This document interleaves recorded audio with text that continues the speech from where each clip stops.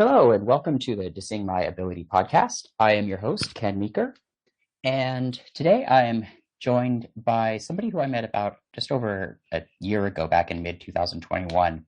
And I had the pleasure of working with her as a career specialist. And since meeting her, I've witnessed tremendous growth and am very proud to introduce this week's guest, Athena Garcia. Hello, everyone. My name is Athena Garcia. I am currently a full-time AAC student who is currently majoring in special education with an emphasis in visual impairment. Very nice. And so, Athena, if you could maybe talk a little bit about what some of the challenges that you face from your disability in your day-to-day life, just so that the audience is a little bit more familiar with just, what sort of challenges living with a disability has impacted your life. One of the biggest challenges that I have faced is night travel.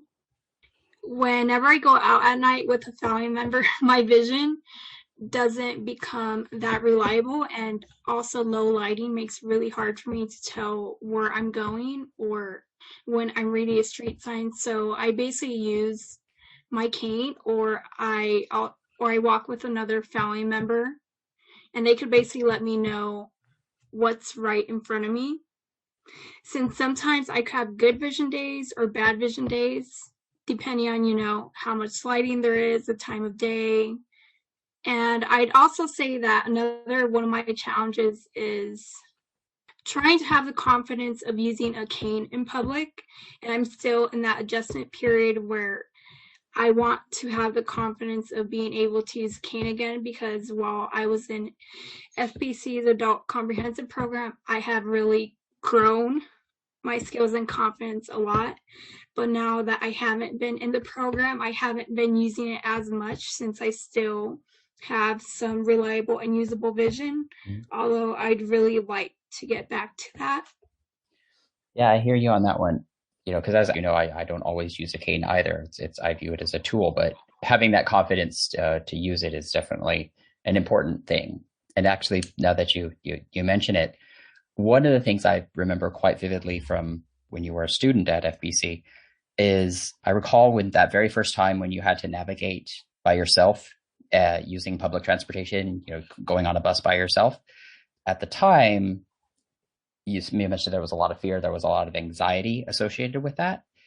I'm hoping you might be able to share a little bit about where that anxiety came from and where that fear came from, and how do you feel about navigating and getting around your environment now, and maybe what are some of the struggles you still have in that area? So before I started having orientation and mobility training for using public transportation, I've always wanted to go out to places on my own without having to depend on my grandparents, because, they were being really overprotective. But I've been wanting to really advocate for myself and let them know, hey, I could do this. My visual impairment doesn't prevent me from going to where I need to go at this specific time. And while I was having O&M training, I'd, ask them if I could take the bus to, school, and they would say no, because they would tell me, oh, well, there's bad people out there, and you don't know what someone could try to do or say while you're out there, navigating through the world. But when I started O&M training, and I had my first drop-off lesson, my O&M instructor had sent me an address where I needed to go to by taking the bus. And I was really nervous about it, because I had never ever taken the bus before, ever in my life. And I told my O&M instructor about it, and she said that I would be totally fine and that I have the skills to do it. And so our first lesson, we started planning out the route. And then in the next lesson, I had to actually go on the lesson where me and my O&M instructor, we would go to that specific location, and I would get dropped off. And what I would do is I would go to the bus stop and wait for the bus, and basically take that route back to FBC. And the first time that I did that while I was on the bus, I was really terrified because I've never done this before. And also doing a street crossing by myself without having my instructor there really scared me. And I almost had a panic attack on the bus. But I managed to, pull myself together and keep going and get the lesson done. And I was really proud of myself for taking that first step outside of my comfort zone. And from then on out, I started growing more confident in using public transportation by myself. Yeah, I remember that the day after it, how much everyone was so proud of you that you overcame and you worked through those challenges, which, you and I have, talked privately about, anxiety and how to work with anxiety and, tools to overcome it and manage it, because we never get over it. We just have to manage our anxiety. I think it's tremendous that you are as uncomfortable as facing those challenges can be, that you do it. And that's the biggest thing, is not letting it become overwhelming to the point where you get stuck. And I think that's so admirable that you are willing to face those challenges, even if they're uncomfortable. And that's one of the reasons I think I've seen tremendous growth in you and confidence building, is that you do face these challenges, even as uncomfortable as they can be. How are you with, how do you feel about, getting around and navigating your environment, using the bus by yourself now? Do you still have some anxieties associated with it, or you have much more confidence in terms of, using transportation and getting around and being mobile? With in regards to transportation, I would say that I do have the confidence in doing it because of the skills that I learned. I've grown tremendously, and something that I have realized while being in FEC's program is that your visual impairment or any other disability does not limit you in what you can do, as I have been finding these past few months. But I still get a little bit of anxiety about it because, my vision's not always reliable, and I'm afraid that, I might get stuck at an intersection without any support, or I'm afraid that someone might make a comment while I have my cane with me, although the cane has given me confidence. Yeah. And as long as you're confident doing it, I feel it would make you less vulnerable and people will admire your skills. Yeah, absolutely, absolutely. Actually, it's funny or interesting that regards to the cane, I know a lot of people when they first start using a cane, myself included, is the stigma that we feel is attached to it. Like, oh my God, everybody's going to be looking at me. And as I discussed with Aaron, who was a guest on a previous episode of the podcast, yes, everyone's going to be looking at you because odds are you're the first person they've ever seen with a cane. And human beings are naturally curious. So they're like, hey, somebody with a cane, but they're not necessarily looking in a bad way. They're just curious. And I think that that's kind of important to keep in mind, is oftentimes we're the first person they've ever seen who's using a white cane. And so that confidence definitely can go a long way. Another thing that, having to do with, anxiety and something that I think you and I both have share is some social anxiety, which I know can be present, using the bus. And especially when you can't see everything that's going on, there's certainly a heightened awareness of your surroundings and whatnot. And I remember one time specifically, you and I were talking about social anxiety and interviewing and all of that kind of stuff and how to work with that anxiety. I kind of surprised you one day where I started asking you interview style questions, just like out of the blue, and you were kind of not prepared, I guess would be a way. And one of the things that I did that is because I really wanted to help you with the confidence building and being prepared for any situation that can present itself, and that you can have confidence no matter what. And I've certainly seen that happen with you. Your confidence level it's such a different place than when I first met you. And I think it's amazing. And life can challenge us in very unexpected ways. How have you seen your confidence grow, like over the years, as you've acquired more skills and been more, I don't want to say open about your disability, but more willing to, I guess, maybe acknowledge it and just obtain more tools so that life isn't maybe so difficult. I'd say that definitely. I'd say that my confidence level has grown a lot ever since I started FBC's program because before I walked through those doors and I started, I was painfully shy and I was afraid to talk to people because I wasn't sure whether, someone was going to like bite or not, but it turns out that everyone was super nice, staff and other students. I'm glad nobody bit you.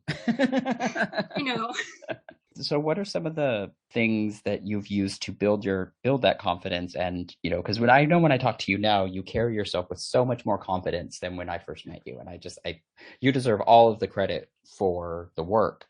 So, because, maybe for somebody who's at a place in their own journey with disability where they're trying to figure out how to get that confidence, and sort of maybe somebody's at in that space where you were. What sort of tips, what advice can you give to somebody that really wants to build that confidence?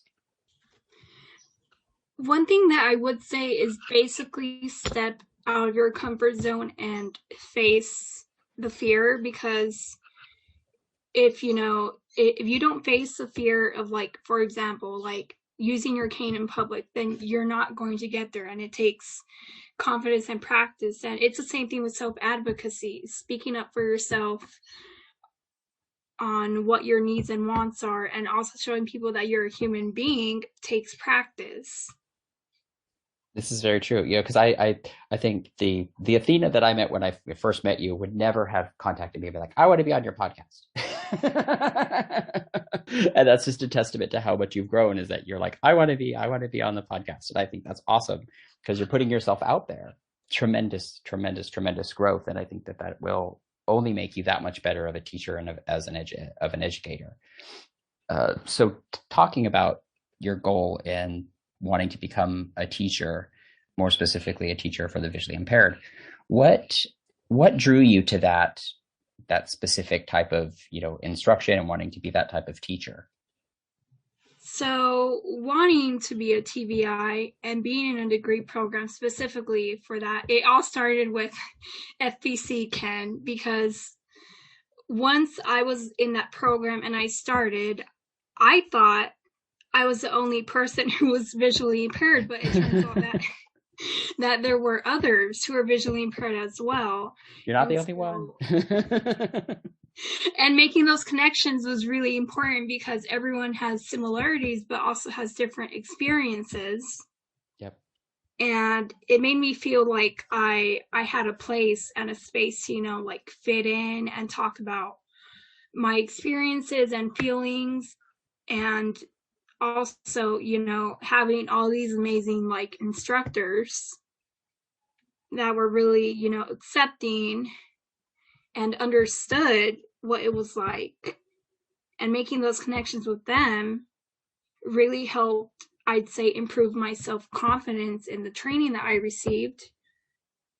And I knew that I could use that knowledge to help others who were like me because I know what it's like to be visually impaired, and I want to educate other people that yes, individuals who are visually impaired are able to, do the things that they want to do, live on their own, go to school.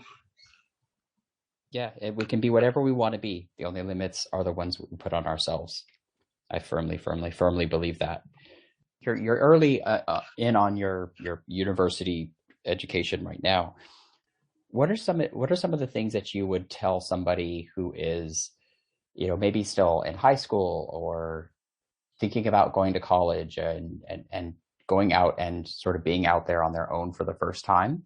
What what sort of advice would you have for somebody that's a teenager or whatnot, and maybe they don't live in an area where there's as much support and as much uh, availability of services like there is in the area that in Phoenix, which is where we are and where FBC is, which is a tremendous organization. Because some people might be more rural or somewhere where there's not as much support. What would you say to those people? One thing that I would say is really, really advocate for yourself and put your voice out there, because you have to be visible and have yourself heard and seen, because the majority of people don't, understand what visual impairment is. And so it's really important to, advocate for the services needed. And speaking of services, being in high school, I have had vision loss my whole entire life, and I've been low vision, and I still didn't know that I was visually impaired before Mm-hmm. starting FBC's program. And I never received the accommodations needed to be successful, and I never had a TBI because my high school didn't do enough to support me. And so I was basically swept under the rug. Yeah, it's that's the unfortunately, uh, a lot of people aren't aware that, they think that it's either that people that are, blind or, low vision, visually impaired, that's you can either you see nothing or you see fine, and that glasses will fix it. It's a spectrum. Right. As you and I both know this, but I think that often it can be easy for people to forget that it's a spectrum. Just because I'm, legally blind doesn't mean that I don't see anything. And very few people who are blind see nothing. That is really uncommon, actually, and I think most people aren't aware of that. They usually think, "Oh, well, you're blind, you don't see anything." I don't know what your experience has been with people assuming that you see perfectly fine. Oftentimes, people meet me and they're like, "What? But you do just fine." I'm like, "Well, yeah, because I have tools to do it, and I've, learned how to do the things that I do, but that doesn't mean that I am not severely visually impaired." So how do you, because that could be a really interesting space to have to navigate sometimes. And I don't know if you all feel like you have to explain yourself maybe more than you want to sometimes. That can be a challenge. Do you ever encounter that? And what are some of the ways that you deal with that? In terms of advocating for myself, I always do this with my parents, which is one example, because I tell them, I need to use my cane when I'm out going somewhere, even during the day, because my vision's not always reliable, although I can and can't see. Hmm. And when I tell them that, they think that, oh, well, you can see perfectly fine, or why are you taking your cane with you? It's just something that helps me, navigate the world. Yeah, and be safe. That's what I always have my cane with me, even if I'm not using it, because it's a safety tool. It's I need to be safe and I need to be able to do what I need to do. And it's I'm glad that you do advocate for yourself in that way because it keeps you safe. So I know you had touched on reading can be a challenge due to your disability. So as a student, how do you face that challenge head on, and what tools or methods have you developed so that you're able to effectively, accomplish the school assignments that you have and the papers that you have to turn in and that sort of thing? One option that I use is high contrast while doing my assignments. So basically, it's white text over a black background. And that helps with my eye fatigue a lot, because when I experience that, I would get lightheaded, and then I have to take breaks in between. And with that, I could read for long periods of time while using the high contrast. And also, I would make my computer screen bigger with the screen magnifier, so I'm able to read what is on the screen, even though I have blurry vision. So just workarounds to try and make it a little bit less burdensome, I guess would be. Yes. What are the things that I wanted to give you an opportunity to talk about? Any challenges that you still sort of are working through? Because one of the reasons that I wanted to start this podcast is to give people that maybe don't have a strong support structure or are new in their journey with disability and are really struggling, to let them hear from other people with a disability that they're not alone in their struggle, that it's a journey. There is not a destination. Nobody is ever 100% comfortable in their disability, me included. It's a journey, and you tackle it, you face it head on, and you remove as many limits from yourself as possible. by believing and having that confidence that you and I've already talked about. So what are some of the things that are still that can still be a challenge and that you still really see as obstacles that you're facing and working on and dealing with? Because the progress that I would want to call it progress, the growth that I've seen you make is just it's tremendous, and it really does show that it's possible to from where you started out to where you are now. It's almost you're not a different person, but you carry yourself with so much more confidence and believing in yourself, which I is so amazing to see. What are some of the things that you still might struggle with more frequently than you would like to? I'd say definitely one of the biggest things is, again, going back to earlier, using a cane. And the reason why is because it's honestly a fight, because I want to use it to increase my confidence, knowing that I could still, navigate the world and go to where I want to go. But at the same time, it's difficult because sometimes I'm like, oh, well, I don't need it. But other times I might need it for specific situations, such as navigating the grocery store Yeah. or traveling out at night or even in the evening hours.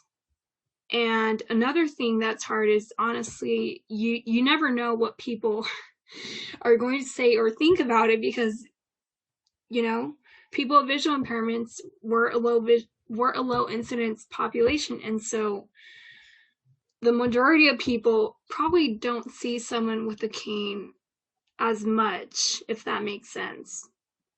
Yeah, yeah, I hear you on that. And honestly, I think most people with visual impairment struggle with the cane a lot more than than we like to admit sometimes, because it's they're nobody likes to feel like they're being stared at, even if it's not necessarily from a negative or a nefarious place from the people that are seeing it. So I'm glad that you're open about that. That can still be a challenge sometimes, and that you admit that you want to work on it. Do you have any other thoughts or pieces of wisdom that you would like to share or embark? Another thing that I would say is raise that awareness and educate people on why you use the skills that you use, like reading and writing braille or using a cane or even advocating for yourself. That way we could have, like more people realize that it's not necessarily a negative to have a visual impairment, because there's still like so much that you could, I guess say accomplish with it, Mm-hmm. because the majority of people don't know what it is. And so, FBC has events like the White Cane Walk or on World Braille Day, kind of educate the community on why people do the things that they do in order to become successful. So I'd say that self advocacy is one of the biggest things that I've learned, because not a lot of people understand what it's like or what a person's experience is. Yeah, yeah, and you know what? If they don't know, they don't know, and so it's as the person with the disability, we sort of we can't expect people to just know what our needs are. We have to speak up. That's so true, and it's so important. Would you say that since you've gotten better and you've advocated for yourself more, that you're just your overall life has improved and things have gotten a little less challenging because you say what you tell other people kind of what you need? And it is challenging to advocate for yourself. Some people are, ignorant about it.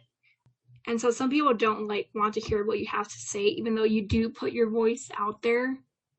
Yeah, yeah, yeah. Not everybody is, the sad truth is there are people there's always going to be people that can get in our way, but to remember that we don't have to let them stay in our way. We can, if there's a barrier, we can always find a way around it, as long as we're persistent enough. I think that's, and use all of our resources. Like, I think that's important. So Athena, thank you so much for coming on and sharing your story and being open and honest about your journey. And I mean it from the bottom of my heart. I've seen you grow so much, and I'm incredibly, incredibly proud of you. It's been great having you on and you being my guest. I always enjoy talking to you. Thank you, And Ken. I you're really you're welcome. You're welcome. You're welcome. And I know you're going to be an amazing teacher. I don't know if I've already said that, but I know you're going to be a phenomenal teacher because your heart is so in it, and it comes from such a genuine, sincere place. You are going to be a great teacher. I have no doubt about that. thank you. And I agree as well. that's the confidence I want to hear. So I am your host, Ken Meeker, a certified professional coach and owner of Vitality Career Coaching. Please join me every week as I discuss some of the everyday challenges that individuals who are differently abled face and how we overcome those challenges and live full and complete lives. This is the Dissing My Ability podcast, and it's all about trying to peel back the curtain on disability, removing shame and feelings of otherness associated with being differently abled. And please remember to subscribe, share, like, and tune in every week. And finally, please remember to be kind to others and also to yourself.